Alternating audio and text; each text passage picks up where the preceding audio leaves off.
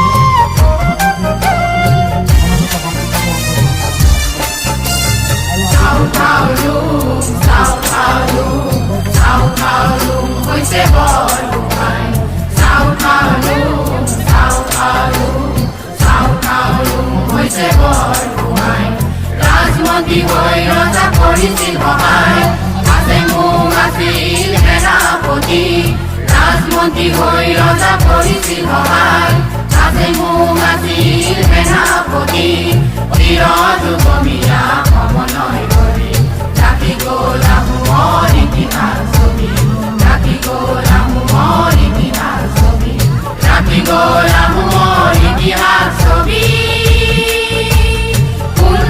ফুলাই ফুলৰ জখলাৰে কুমলি মহুৰাম দিছিলে বলি ফুলাই ফুলৰ জখলাৰে কুমলি মহুৰাম দিছিলে বলি কৰিবলৈ বংশ বৃদ্ধি কৰিবলৈ বংশ বৃদ্ধি স্বৰ্গৰাজ লেংডনৰ নাতি স্বৰ্গৰাজ লেংডনৰ নাতি স্বৰ্গৰাজ লেংডনৰ নাতি স্বৰ্গৰাজ লেংডনৰ নাতি স্বৰ্গৰাজ লেংডনৰ নাতি স্বৰ্গৰাজ লেংডনৰ নাতি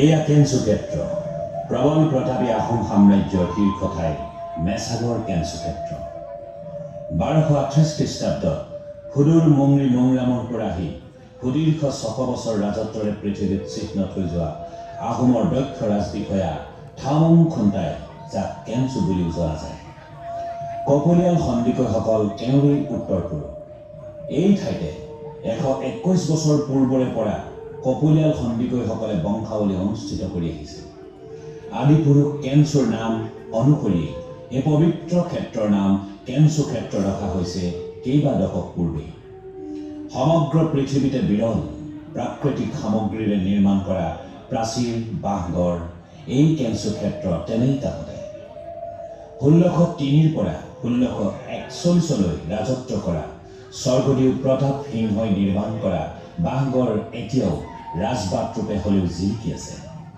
এই বাঁহগড়ে সমগ্ৰ গড়গাঁও নগৰী ঘেৰি সুৰক্ষা দিছিল কেঞ্চু ক্ষেত্ৰৰ পূৰ্বে জিলিকি থকা দূৰৈত আছে ইতিহাস প্ৰসিদ্ধ মেছাগৰ পুখুৰী একেজনা স্বৰ্গদেৱে মাতৃ মেছলং কোঁৱৰীৰ স্মৃতিত খন্দোৱা এই পুখুৰীৰ পাৰতে অৱস্থিত শ্ৰী শ্ৰী মাধৱদেৱ কলাকৃষ্টি ক্ষেত্ৰ মেছাগৰ পুখুৰীৰ বিশালতাই আহোমৰ নমস্য কৰ্মীগুণৰ পৰিচয় যিদৰে দাঙি ধৰে ঠিক সেইদৰে কলাকৃষ্টি ক্ষেত্ৰই মাধৱ পুৰুষৰ প্ৰতি দেখুওৱা শ্ৰদ্ধা তুলি ধৰে কেঞ্চু ক্ষেত্ৰৰ উত্তৰে আছে খৰস্ৰোতা দিখৌ নৈ সমান্তৰালকৈ স্বৰ্গদেউ প্ৰতাপ সিংহৰ দিনতে বন্ধা গছপুৰী আলি বা বৰআলি যেনেদৰে ঘটনাবহুল আহোম ৰাজত্বৰ সাক্ষ্য কঢ়িয়াই নিৰৱধি দিখৌ বৈ আছে তেনেদৰে গছপুৰীয়া আলিয়ে ৰাজকীয়তাৰ সাজ লৈ জিলিকি আছে পশ্চিমে বগীদৈ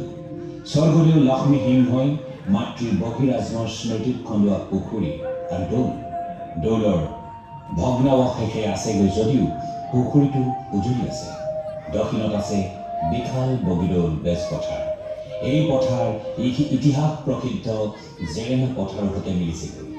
এই পথাৰতে পৰাক্ৰমী আহোম পৰম্পৰাৰ বিখ্যাত খেল ম'হ যুঁজ আজি বছৰ চেৰেকৰ আগলৈকে পাতি আছিল। দক্ষিণ দিশতে বাঁহগড়ৰ কাষত এতিয়াও বিদ্যমান বিখ্যাত কুতুহাবা, যি বাঁহগড়ৰ ওপৰত বৰটোপৰ বুলি সৰকিব নোৱাৰা প্ৰাচীৰৰ কাম কৰিছে। তদুপৰি কেনচু ক্ষেত্ৰৰ উত্তৰ দক্ষিণ পশ্চিমে পৰাক্ৰমী আহোমসকলৰ বংশধৰ কপৌলিয়াল সন্দিকৈসকলৰ আৱাসভূমি। এই কেনচু ক্ষেত্ৰৰ নিচেই কাষতে পশ্চিমে বাঁহগড়ৰ কাষত থিয় হৈ আছে এজোপা সুবৃহৎ বৰগছ। এই বৰগছ আহোম ৰাজত্বৰ মধ্যভাগৰ পৰা বিদ্যমান যেন লাগে। এই বৰগছে যেন কেনচু ক্ষেত্ৰৰ প্ৰতিবাৰৰ বংশাৱলী কাৰ্যাৱলী প্ৰত্যক্ষ কৰি সোঁৱৰাই আছে। এয়া বাঁহগড় নাহিৰিহঁতৰো সেয়া গছপুৰীয়া আলিৰে স্বৰ্গদেউ বিষয়াৰ সৈতে সিংহ দ্বাৰ পাৰ হৈছে। খলাই আছে দিখৌৰ বুকুত বাইছে পাহুৱাল নাও বৈচাৰ মন নাও। সৌৱা বেজ পথাৰত আহোমে ম'হ যুঁজ পাতিছে, লৰিছে ম'হ।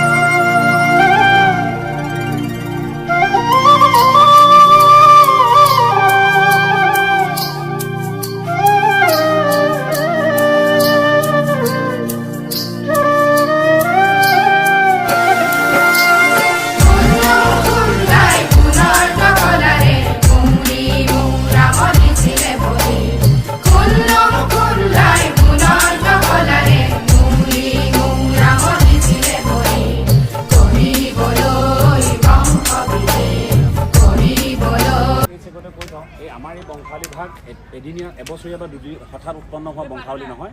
আমাৰ এই বংশাৱলী ভাগ 1904 চনতেই আমাৰ পূৰ্বপুৰুষসকলে আমাৰ পুলিন পুঠাসকলে আৰম্ভ কৰি থৈ যোৱা এই বংশাৱলী 1914, 1904, 1916, 1960, 1972, 2004 আৰু 2025 বৰ্ষত আমি পুনৰ তেখেতলোকে দেখাই যোৱা সেই বংশাৱলী আমি পুনৰ ইয়াতে কেঞ্চু ক্ষেত্ৰত আমি পুনৰবাৰ উদযাপন কৰিবলৈ গৈ আছোঁ। যিহেতু বিভিন্ন প্ৰান্তৰ পৰা লোকসকল আহিছে, নিশ্চয় সমন্বয় এডাল সাগৰ গঢ়ি উঠিছে এই কেঞ্চু ক্ষেত্ৰৰ পৰা।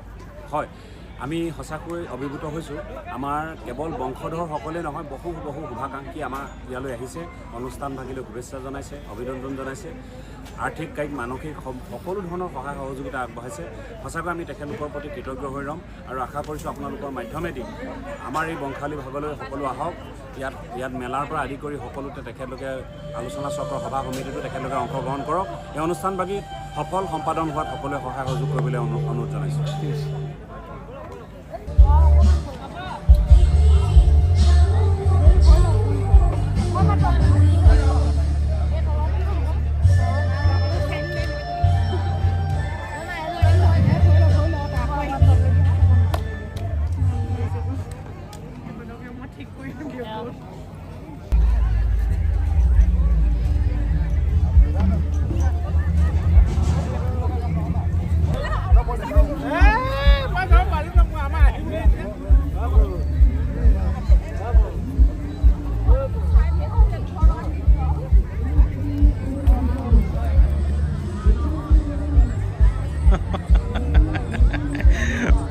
বংশাৱলীত আপোনাৰ অনুভৱ কেনেকুৱা কওক ককাইদেউ?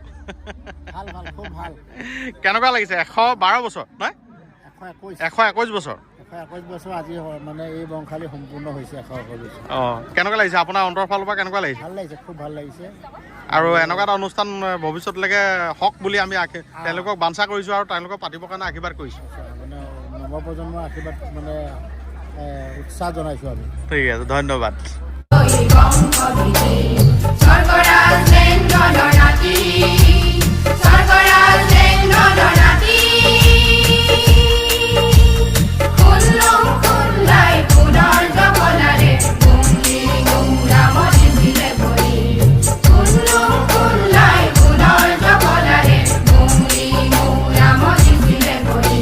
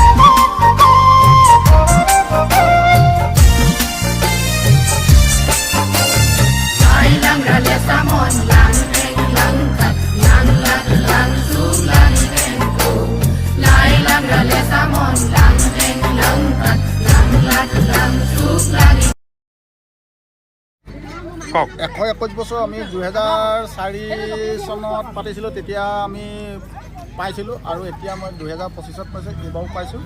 এনেকুৱা অনুভৱ লাগিছে যেনে মানে আকৌ ভৱিষ্যতটো পাম নে নাপাম নাজানো। পাবলৈ সকলোৱে আশীৰ্বাদ কৰক, মনোবাঞ্ছা কৰক আৰু সকলো ৰাইজে সহযোগ কৰক। ইয়াকে কৈ ধন্যবাদ।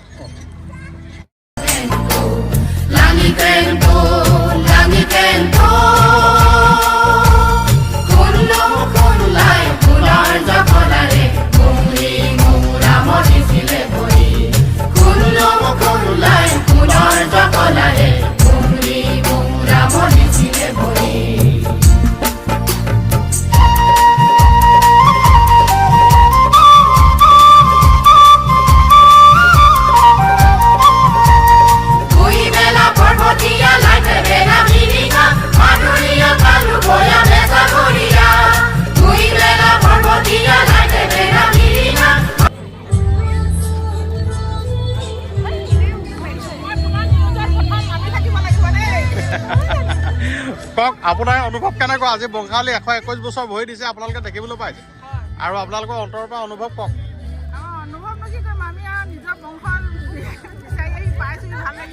ঈশ্বৰৰ ওচৰত প্ৰাৰ্থনা কৰক যাতে আৰু পুনৰবাৰ বংশালী দেখিবলৈ পায়। ঠিক আছে। সভাপতি ঠিক আছে, আপোনাৰ অনুভৱ কওক। এই বংশালী 121 বছৰ ভৰি দিছে, আপোনাৰ অন্তৰৰ ফালৰ পৰা কেনেকুৱা অনুভৱ হৈছে কওক। অনুভৱ বুলি মানে কি, আমি দীৰ্ঘ 1904 চনৰ পৰা কঢ়িয়াই অনা পৰিয়াল সন্দিকৈ বংশাৱলী পতাকাখন আমি সঠিক ৰূপত ধ্বজাধাৰী হৈছোঁ আৰু আমি ধ্বজাধাৰী ৰূপত অৱতীৰ্ণ হৈ সকলো পৰিয়াল সন্দিকৈ বংশাৱলীখন খুব সুস্থ সবলভাৱে নিয়াৰিকৈ নিকাকৈ পাতিবৰ কাৰণে চেষ্টা কৰিছোঁ। আৰু ইতিমধ্যে তেনেদৰে এতিয়ালৈকে যিমানবিলাক অনুষ্ঠান ধৰি তুলিছে খুব সুন্দৰ হৈছে প্ৰতিটো অনুষ্ঠান। ঠিক আজি যোৱাকালি যিটো ডিবেটিং কম্পিটিশ্যন হৈছে, এই অনুষ্ঠানটো খুব সুন্দৰ, খুব উচ্চ মানদণ্ডৰ হৈছে, বহু উচ্চ মানদণ্ডৰ। আৰু আজি যিটো মানে এই আলোচনা চক্ৰ হৈছিলে, এই আলোচনা চক্ৰটো বহুত উচ্চ মানদণ্ডৰ আলোচনা চক্ৰ হৈছে। গতিকে আমি গৌৰৱান্বিত হৈছোঁ। 121 বছৰীয়া সন্দিকৈ কপলিয়াল সন্দিকৈ বংশাৱলী পাতিবলৈ পাই গৌৰৱান্বিত নহয়। আমাৰ যিবিলাক কাৰ্যসূচী হৈছে, এই কাৰ্যসূচীবিলাক সমাপন কৰি আমি খুব গৌৰৱান্বিত হৈছোঁ। খুব আৰু ভৱিষ্যতলৈ নৱপ্ৰজন্মই যাতে এনেকুৱা এটা বংশাৱলী পাতিবলৈ মনোবাঞ্ছা পূৰণ তেওঁলোকে কৰে, তাৰ প্ৰতি আমি ভগৱন্তৰ ওচৰত প্ৰাৰ্থনা কৰিব লাগিব।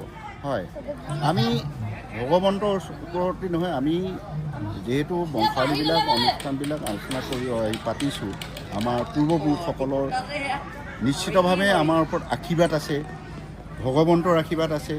আৰু এই সন্দিকৈ বংশাৱলী প্ৰতিজন ব্যক্তিৰ আশীৰ্বাদ, দিহা, পৰামৰ্শ, সহযোগিতা লৈহে আমি বংশাৱলীখন খুব সুন্দৰভাৱে অনুষ্ঠিত কৰিব পাৰিছোঁ। ধন্যবাদ থাকিল আপোনালৈ।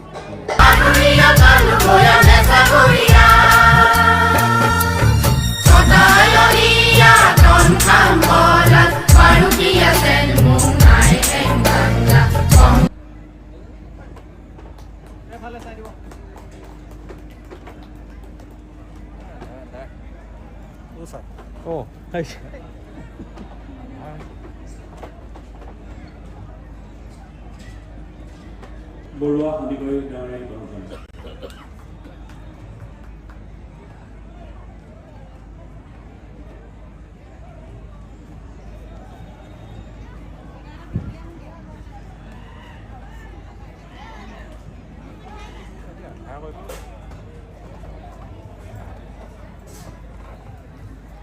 ধন্যবাদ।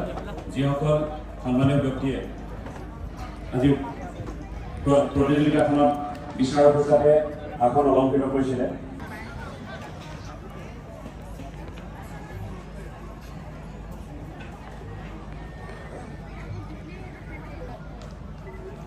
দিগন্ত সন্দিকৈ তেখেতক আমি এখন সন্মানপত্ৰ দিব বিচাৰিছোঁ। ক্ষেত্ৰত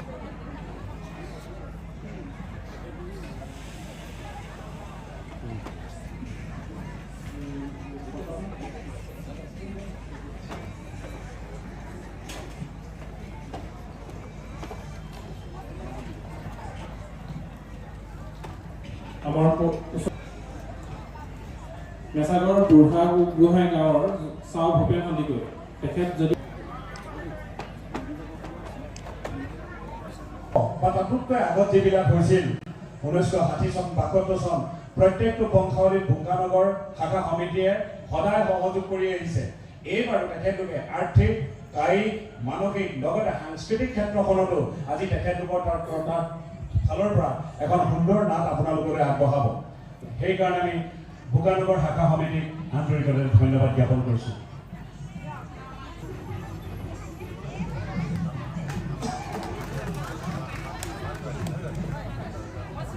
আৰু লগতে সম্বোধনা পত্ৰখন আগবঢ়াই দিবলৈ মন যায়।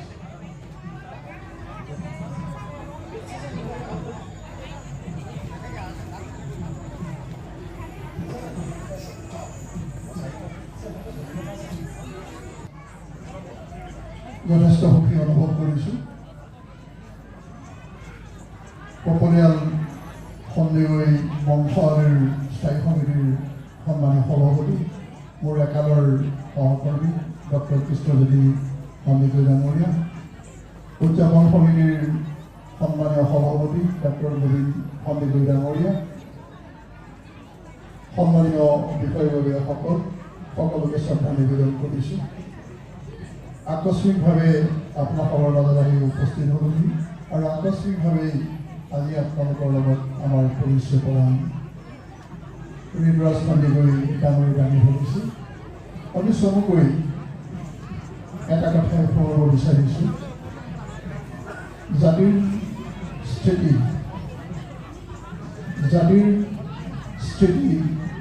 সদায় সজীৱ হৈ থাকিব যেতিয়া আমি পূৰ্বপুৰুষসকলক আমি যথাস্থানত আমি সন্মান, তেখেতসকলক যেতিয়া আমি নিৰ্দিষ্ট সময়ত আমি তেখেতসকলৰ জীৱনৰ সম্পৰ্কে যেতিয়া আমি তেখেতসকলৰ গুণগাথা, তেখেতসকলৰ বংশৰ বিক্ৰম, তেখেতসকলৰ পাৰগতালী, তেখেতসকলৰ সমাজ চেতনাৰ যি উপলব্ধি, সেইখিনি যেতিয়া আমি সমাজত বিস্তৃতভাৱে আমি দাঙি ধৰিম।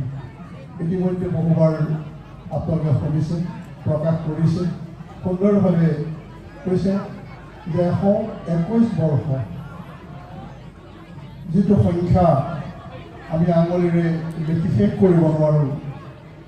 আজি এই যি স্থানত বংশালী আপোনালোকে সন্দিকৈ বংশালী আয়োজন কৰিছে, আজিৰ পৰা 121 বছৰ বয়সত এগৰাকী অসম শাসনকৰ্তা, আহোমসকলৰ এগৰাকী অতি পাৰ্গত, দক্ষ আৰু কৰ্মসংশ্লিষ্ট ব্যক্তি, যাৰ নামেৰে আজি ক্ষেত্ৰখন আমি নামাকৰণ কৰিছোঁ, সেইজন ব্যক্তিৰে আমি আমাৰ শ্ৰদ্ধা নিবেদন কৰিছোঁ। তাৰ লগে লগে মঞ্চত দেখিলোঁ যে মধুৰাম সন্দিকৈ নামত এই মঞ্চটো দিছে, যিগৰাকী ব্যক্তি মই বৰদেউতা বুলি কওঁ। সকলোকে এটি উষ্ম হাত চাপৰি দিবলৈ অনুৰোধ জনাইছোঁ।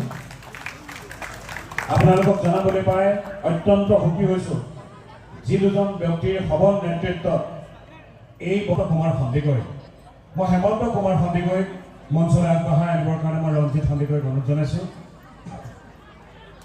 এইজন হৈছে ৰঞ্জিত সন্দিকৈ, যিজন হৈছে আমাৰ ৰবীন দদাইদেউৰ সুযোগ্য পুত্ৰ, যি ইমান এটা মহান কাম। আজিৰ যুগত কোনোবাই ইমান মাটি, ৰাস্তাৰ কাষৰ মাটি দান কৰিবলৈ কিমানজন ব্যক্তিয়ে সৎসাহসেৰে আগবাঢ়ি আহিব, কিন্তু পইচাও নোলোৱাকৈ এইজন ব্যক্তি, সেই সময়তো আমাৰ মনত আছে, তেখেতেই ঘৰত যথেষ্ট জোৰ দিছে যে দি দিব লাগে। এয়া এটা সঁচাকৈ বিৰল উদাহৰণ। আমি সঁচাকৈ সুখী হৈছোঁ। আমাৰ ৰবীন সন্দিকৈ পৰিয়ালবৰ্গটোৰ ওপৰত আমি সদায় চিৰকৃতজ্ঞ হৈ থাকিম। আপোনালোকক নেদেখাজনে খুৰাই যাতে সদায় আশীৰ্বাদ বৰিষণ কৰি থাকে, তাৰ বাবে আমি খুৰাৰ ওচৰত প্ৰাৰ্থনা জনাইছোঁ। আমি সৰ্বপ্ৰথমে এতিয়া আহোম পাঠ আৰু এখন থোলাম গামোচাৰে আদৰণি জনাবৰ কাৰণে আমাৰ মাজত উপস্থিত থকা বিশিষ্ট সমাজকৰ্মী লক্ষ্মীনাথ সন্দিকৈ দেৱক মই অনুৰোধ জনাইছোঁ। সকলোকে এটা উষ্ম হাত চাপৰিৰে এটা এনে মহান কামৰ কাৰণে তেখেতক সমৰ্থন কৰিবলৈ অনুৰোধ জনাইছোঁ। এখনি ফুলাম গামোচাৰে আদৰণি জনাবলৈ আমাৰ কেন্দ্ৰীয় সমিতিৰ সন্মানীয় সভাপতি মহোদয়ক অনুৰোধ জনাইছোঁ। আমি এই পৰিয়ালটিক একো দিব নোৱাৰোঁ, কেৱল সমাজত তেখেতলোকক অকণমান স্বীকৃতি দিবলৈ চেষ্টা কৰিছোঁ, কিন্তু তেখেতলোকে দান কৰাৰ বিপৰীতে আমি দিয়া স্বীকৃতি তেনেই সামান্য। তথাপিও আমি তেখেতলোকৰ তিনিজন পৰিয়াল আছিলে, তেখেতলোক ক্ৰমেণে তেখেতলোকৰ সেই ৰবীন সন্দিকৈ জ্যেষ্ঠ ভাতৃ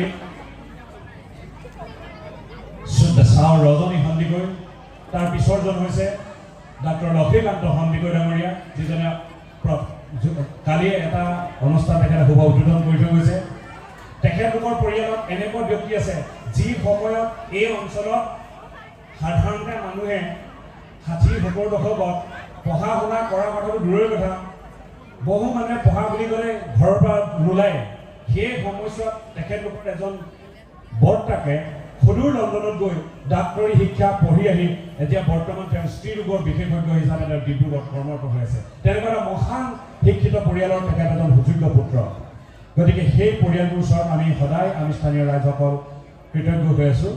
গতিকে আমি তেখেতৰ মাতৃ, যিহেতু তেখেতৰ পিতৃ বৰ্তমান বিয়োগ ঘটিছে, তেখেতৰ মাতৃক আমি সমাজৰ তৰফৰ পৰা এখনি সম্বৰ্ধনা পত্ৰৰে সম্বৰ্ধনা যাচিছোঁ, পুত্ৰৰ হাতত আমি অৰ্পণ কৰিছোঁ। অতি কৰ্মদক্ষ জননেতা শ্ৰদ্ধাৰ শ্ৰীযুত দেৱব্ৰত শইকীয়া ডাঙৰীয়া আমাৰ মাজত উপস্থিত হৈছে। আমি উদযাপন সমিতি তথা কেন্দ্ৰীয় সমিতিৰ তৰফৰ পৰা তেখেতক আন্তৰিকতাৰে কৃতজ্ঞতা জ্ঞাপন কৰিছোঁ। তেখেতে যে আমাৰ এই বংশাৱলী বিভাগলৈ আহি উদ্বোধকৰ যি দায়িত্ব গ্ৰহণ কৰিলে, সঁচাকৈ আমি আনন্দ লাভ কৰিছোঁ। তাৰ উপৰিও আমি আপোনালোকক জনাব বিচাৰিছোঁ যে আমাৰ এই কপলিয়াল সন্দিকৈ বংশাৱলী বিভাগ উদযাপন কৰাৰ ক্ষেত্ৰত আমাৰ সন্মানীয় বিধায়ক মহোদয়ে আমাক আৰ্থিকভাৱে মানসিকভাৱে সাংঘাতিক ধৰণৰ সহায় সহযোগিতা আগবঢ়াইছে। গতিকে আমি আমাৰ পৰিয়াল তথা আমাৰ গোটেই শুভাকাংক্ষী স্থানীয় ৰাইজ তেখেতৰ ওচৰত সদায় চিৰকৃতজ্ঞ হৈ ল'ম। আপোনালোকক জনাবলৈ পাই আমি গৌৰৱান্বিত যে আমাৰ যিজন নাজিৰা সমষ্টিৰ প্ৰতিনিধি, তেখেত সম্বন্ধত আমাৰ যিগৰাকী আমাৰ পূৰ্বৰ বিধায়িকা বাইদেউ, তেখেতৰ পুত্ৰ আৰু তেখেতৰ মাতৃ হেমপ্ৰভা বাইদেউ আমাৰ কপলিয়াল সন্দিকৈয়ে আমাৰ জীয়ৰী। গতিকে আমাৰ জীয়ৰীৰ তেখেত এজন অতি সুযোগ্য পুত্ৰ। আমি সেইকাৰণে এবাৰ গৌৰৱ অনুভৱ কৰিছোঁ। আমাৰ এই অনুষ্ঠানটোত অহাৰ কাৰণে পুনৰবাৰ ধন্যবাদ জ্ঞাপন কৰি আমাৰ ফালৰ পৰা এখন ফুলাম গামোচাৰে আদৰণি জনাবৰ কাৰণে কেন্দ্ৰীয় সমিতিৰ সন্মানীয় সভাপতি মহোদয়ক অনুৰোধ জনাইছোঁ।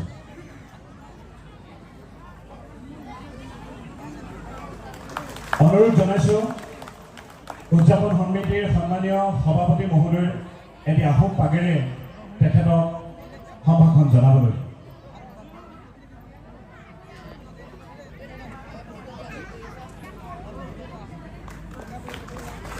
ইয়াৰ উপৰিও আমি আমাৰ ফালৰ পৰা সামান্য মৰম তেখেতক যাচিব বিচাৰিছোঁ এখন সম্বৰ্ধনা পত্ৰৰে। তেখেতে আমাক যিমান সহায় কৰিলে আমি আপোনালোকক বুজাব নোৱাৰোঁ।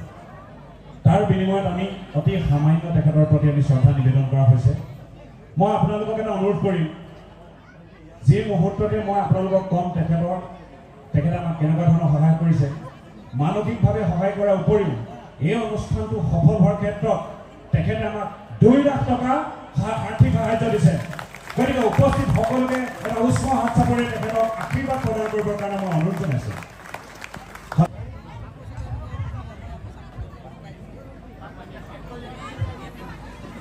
আমি সম্বৰ্ধনা পত্ৰভাগী অৰ্পণ কৰাৰ প্ৰাক মুহূৰ্তত আমি অকণমান পাঠ কৰি দিব বিচাৰিছোঁ। কপলিয়াল সন্দিকৈ বংশধৰসকলৰ সহযোগত আৰু স্থানীয় ৰাইজৰ আতিথ্যত গৌৰৱোজ্জ্বল 121 বছৰ বয়সা সদৌ কপলিয়াল সন্দিকৈ বংশাৱলী যি আমাৰ নাজিৰাৰ কেঞ্চু ক্ষেত্ৰত আয়োজন কৰা হৈছে।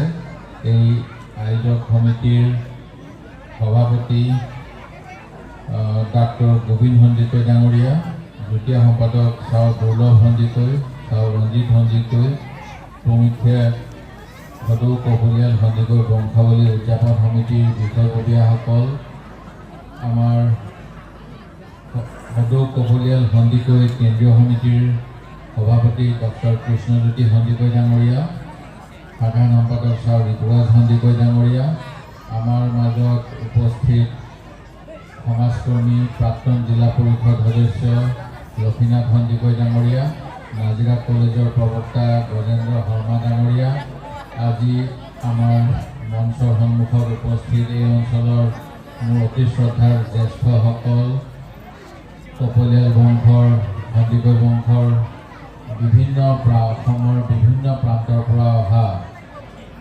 কপলিয়াল সন্দিকৈসকল, আমাৰ স্থানীয় জ্যেষ্ঠসকল, মহিলাসকল আৰু আমাৰ যুৱক যুৱতীসকল, আজি সময়তেই চাওলুং চুকাফাৰ লগত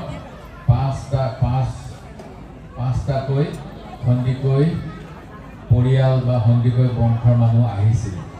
আৰু সেই গতিকে মই বিশ্বাস কৰোঁ যে অন্ততঃ আমাৰ যি আদৰ্শলৈ চাওলুং চুকাফা আহিছিল সেইখিনি অন্যসকলতকৈ কিছু বেছিকৈ নিশ্চয় সন্দিকৈ উপাধ্যায়সকলৰ মাজত আছে। আৰু এইটো থকাটো আমাৰ কাৰণে গৌৰৱৰ কথা। মোহনসকলে কৰি আছে সাংস্কৃতিক নৃত্য বা কলা কৃষ্টি জীয়াই ৰখা হৈছে, গীত মাত ৰখা হৈছে, আৰু এইবিলাকে আমাক আমাৰ পুৰণা কথাখিনি আমি ক'ৰ পৰা কেনেকৈ আহিছিলোঁ আৰু কেনেকৈ আমি এতিয়া আছোঁ এই কথাবিলাক মনত পেলায়। আৰু নিজৰ সংস্কৃতি, নিজৰ যিবিলাক কৃষ্টি সভ্যতা সেইখিনি আমি ভাৰতীয় বা হিন্দুত্বৰ মাজত বিলীন হ'লেও সেইখিনিও যে আমি ধৰি ৰাখিব পাৰিছোঁ সেয়া আমাৰ সকলোৰে বাবে গৌৰৱ।